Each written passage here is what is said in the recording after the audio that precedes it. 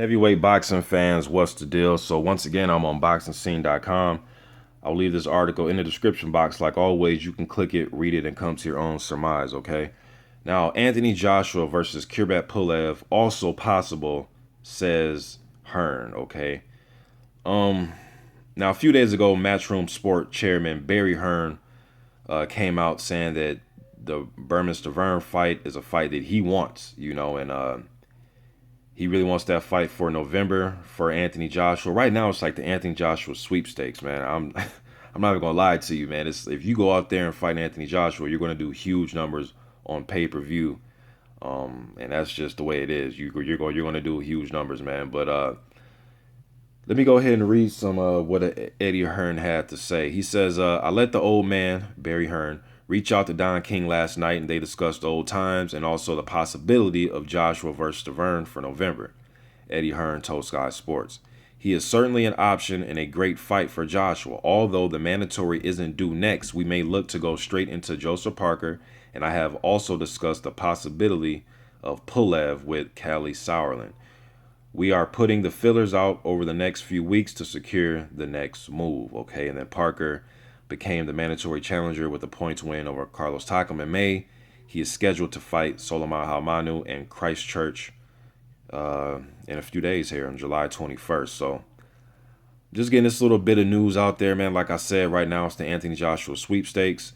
Kubrat Pulev is a good fight. I like to see how Anthony Joshua deals with his jab. If there's one thing that Pulev can do, he can jab. He has one of the better jabs in the division right now.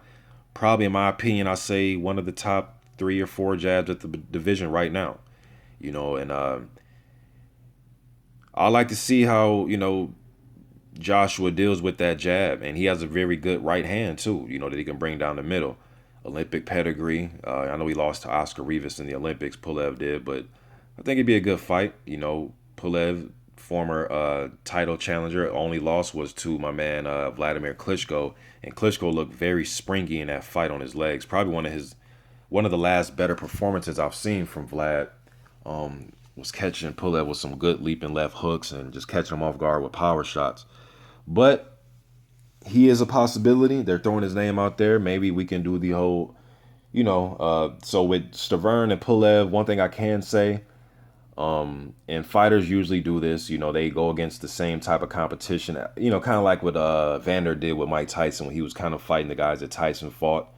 Although, Tyson didn't fight Dokes, but you get what I'm saying with Tillis and guys like that, even Douglas.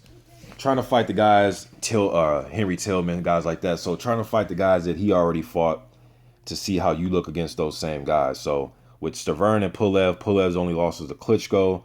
Stavern's, lost to Wilder.